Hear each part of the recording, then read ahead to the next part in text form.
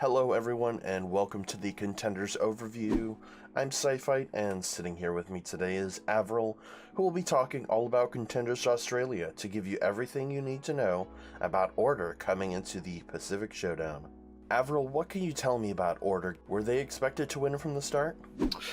Hey, well, first of all, I think Order are a team that have been around obviously for a long time. They've been, right from the start of Contenders, probably one of the favorites, I would say, across every single season, but they've been known to be a bit of a team that kind of drop the ball during playoffs, so they get upset reasonably early in the playoffs, whether that be in the semi-final or the grand final itself. And so this was the first time for them to actually win Contenders or get to a place where they actually look like maybe the favorites. And it's been a bit of a rough season for some of the other teams. Sydney Drop Bears obviously had some of the issues over there.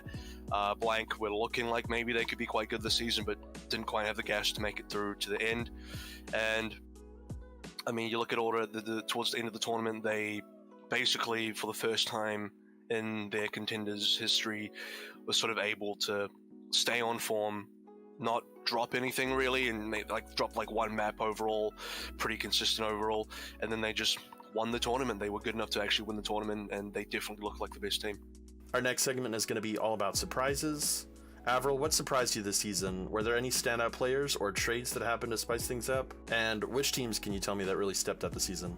I think the biggest surprises were towards the middle to the top. So Sydney Drop Bears and Order, again, pretty expected to be among the top couple of teams and to make playoffs and to make but in the middle there, you had Blank Esports, who had a bit of an unfortunate showing from last season, and this time around they came in with a stronger roster. They picked up modded from Contenders Korea. They picked up Damon, who's ex-Shanghai Dragons, and they just built this really strong team. They had Sword, the coach from Team Canada last year, in Grizzlies.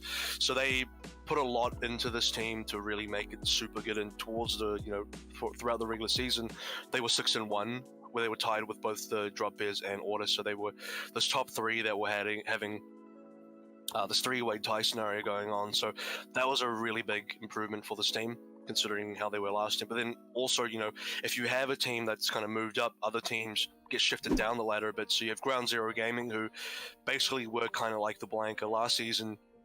They came in, this was a new team, new organization from last season, who made the top four, made LAN, and then this time around, didn't quite get that. They actually lost to Blank in the quarterfinals to qualify in. So they had a very rough season in comparison. And then Melbourne Mavericks, who are the first time for them to be able to make the top four. They've been around since the first season of Contenders, and they've only kind of barely missed out as well.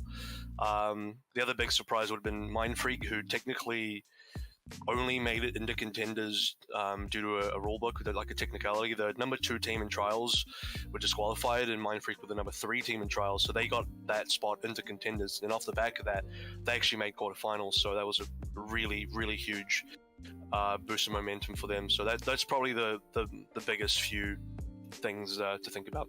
Now we're on to predictions for the next season. AVRL, what are you expecting to happen in 2019 Season 2? I think we're probably going to get a bunch of different teams, whether that be the organizations themselves or just the rosters being hugely shaken up. We've already had a couple members from the Drop Bears announce their retirement, so that's going to be interesting to move around. I don't know if Blank can or will keep on to their 2 Korean players, so that might change as well. It really depends on who's staying in the pro scene, and then what kind of top players are you have in this kind of region. And I think this is probably true for a lot of regions, but definitely in Australia, where the top players tend to congregate together onto quote-unquote super teams. So if you have a team like the Sydney Drop Bears, if they end up completely falling apart because they can't fill the 2 holes that they've got, in fact technically 3 even, because I don't expect Chronodota to be playing during the regular season at all. Titawat's gone to Uprising Academy, so they've actually got 3 positions to fill, which is going to be maybe too difficult. So potentially the 3 remaining players will disperse among the rest of the teams, and then that Sydney Drop Bears spot or that team is going to have to be completely revamped from the ground up. Maybe they keep 1 player, who knows. Ground Zero, I expect to have a decent number of changes as well. Basically every team that didn't make the top 4 and also the Sydney Drop Bears, they'll probably be the ones to make the biggest changes. So Order could probably come back in really strong, so I don't see them really changing members. Blank potentially come back quite strong if they can get if they either keep their roster or make very, very good substitutions in there or replacements in there. Outside of that, it's going to be very difficult. It could just be Order reigning supreme at the top for a long time if no one else builds a strong enough team to match them. Are there any trials teams expected to make contenders, AVRL? I'm pretty sure the two teams that dropped into trials from contenders are probably going to be the ones making it back out again. This is going to be one of those things where it's just really, really tough for non-contenders teams to sort of qualify. And I know we had Legacy, who technically were that open division team that got in last time, but this time around, even the weakest teams, Atletico are basically changing the whole roster. They were the worst team of last season, but they know that, they identify that, and they're gonna, they're putting in obviously a lot of effort to try and get themselves back in. They've already signed a bunch of players. They signed a new coach. Legacy were already a pretty decent team, so as long as they keep their roster intact, or they keep the best pieces and build around it, they'll be able to make it back in fairly comfortably as well. I don't really see any strong open division talent, unfortunately. There's definitely a bit of a gap after contenders ends and where open division sort of gets good. Here's the big one, AVRL. It's Showdown talk. What do you think it's going to take for Order to make it far during the Showdown? And which players are we looking at particularly?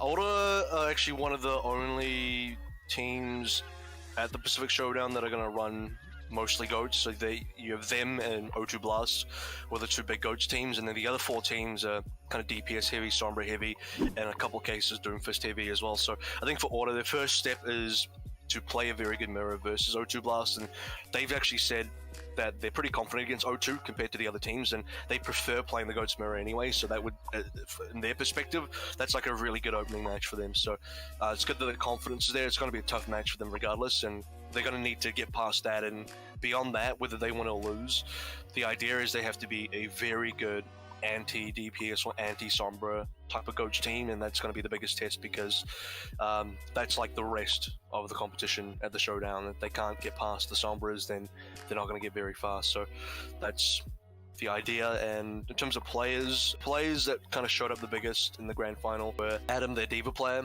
and signed the Zarya player, and they're two of the younger players in the team anyway. There's like 3 players in this team that are 18 or under. Adam's the youngest one, and he is got a really important job, because if you are playing up against Sombra teams, your Diva needs to be fantastic at spy checking and really fighting for position and fighting for pressure and being on point self-destruction. This is the guy that is really, so far, looked like he's been quite good at that, and he's going to need to step it up even more. And Sign has been, within the Australian community, regarded as probably the best Zarya player, so he needs to be able to now show that he can be among the best Zarya players in the region outside of Australia as well. So those two got a lot of work to do. And I think we kind of already talked about the team comps that Order are going to be good at. They seem to be pretty good at GOATs, and as a candid kind of question, AVRL, we've seen O2 Blast kind of really weak to this Sombra GOATs composition. Do you think Order are going to pull that out, or what do you think? Order are going to stick to GOATs. They, much like I think O2 Blast are going to at least try maybe Hanzo or something, but I don't think Order are going to go that far. Maybe they will, but I don't expect it. The thing is, Order is super well practiced. I guess everyone going into this competition knowing who's going to be there are going to be practicing for one thing, and Order have already been very well practiced against Sombra GOATs in the past. They've played a lot of the Chinese teams, and a lot of the teams that you see going to the Showdown are teams that Order have been already scrimming in the past, so they are reasonably familiar with the lay of the land and what the stake of the competition is. So I think they're going to go in fairly prepared. They're already pretty comfortable in GOATS v GOATS mirror, like I said, so they don't need to think too hard about that one. They are probably going to put more of their time into thinking about how do we shut down Sombras, how do we play this well for us, and then if they can beat the other 4 teams outside of O2 Blast and really think about that, then regardless of whether they win to O2 or not, they'll probably still have a good run. Our last segment is going to be the match to watch. AVRL, what's one really amazing match that fans interested in Australia Contenders can watch that really stands out? So you need to watch the grand finals of the most recent season. It was at IEM Sydney, which is the largest esports event in Australia and New Zealand, for a decent part of the Southern Hemisphere, I think. So it's a really big event where these guys played on land, played on stage, and it was the first time that Sydney Drop Bears have not won Contenders, and the first time that Order have won Contenders. So there's a lot of emotion there. There's a lot of very high quality play. The two best teams in the region really going off at each other, and it gives you I think the best chance to see just how good Order is, especially how much they've grown if you've ever noticed them before in previous seasons, and to see them actually take down the Drop Bears, which has kind of been the biggest name in Australia for a long time, is a pretty big deal. So that's the one you want to go for. That's going to be it for this episode of the Contenders Overview. Thanks to Broadcast.gg and The Grind for hosting this project, and the biggest thanks goes to AVRL. His Twitter is I'mAVRL, who really knocked this out of the park. If you guys like what you saw, consider subscribing to Broadcast.gg and let me know what you thought of this series.